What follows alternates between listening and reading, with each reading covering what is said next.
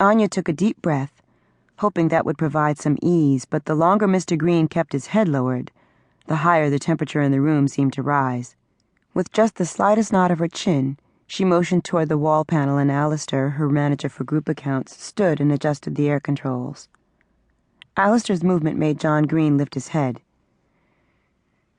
"Anya, this looks good, but I want a few minutes to review these numbers with Charles.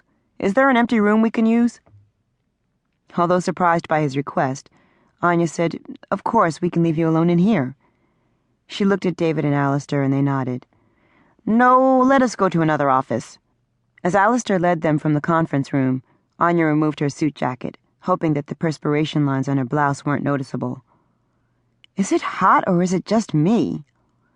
David smiled and folded his hands behind his head, looking as cool as if he were on a Jamaican beach. "What are you stressing about? We've already won." Anya squinted at David's grin. "Cocky, aren't we?"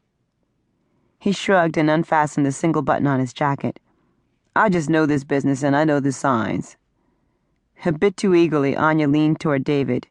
"Signs? What are they? How do you know? Are you sure?" David chuckled.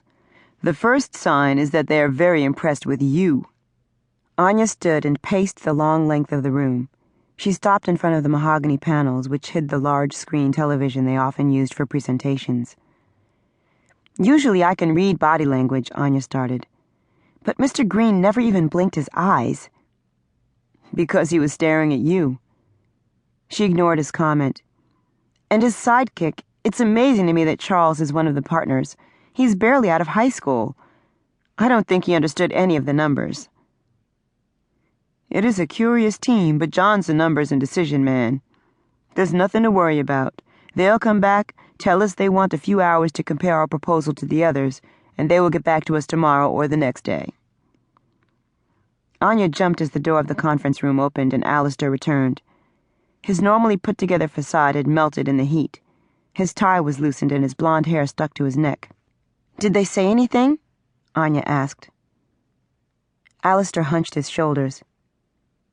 "They hardly said a word. Just thanked me for the room, then closed the door in my face. I put them in Matthew's office." Anya sighed deeply. Suddenly she felt drained by the anxiety. She wanted this account. Her business had grown steadily every year since she'd opened, but Linden would bring in an annual premium of more than $1 million.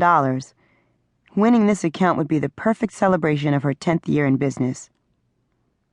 "We'd better start thinking about hiring at least 2 associates to execute this business," David said, breaking the silence. Anya shook her head. "I wish you would stop." A quick knock on the door interrupted her, and the 3 stood as Mr. Green re-entered the room. "I thought I might have some questions, but you did such a good job, it's all clear." Mr. Green took Anya's hand. "It's about the numbers for me, so let me compare yours to the others, and I'll get back to you tomorrow or the next day." She felt like her hand was drowning inside his, and she softly pulled away. "That's quite a little ring you've got there," John Green said suddenly. Anya looked at her hand, then back at him. "Thank you. Well, Mr. Green, we'll be looking forward to hearing from you." Anya stood firm under his steady gaze. She turned to David. "Do you have anything to add?" David shook his head and stepped forward. "Mr. Green, let me walk you out." John Green took a long final look at Anya, then shook his head slightly. As David led the way, Mr. Green turned back and smiled at Anya once again. "That guy really likes you," Alistair said when they were alone. "What are you talking about?"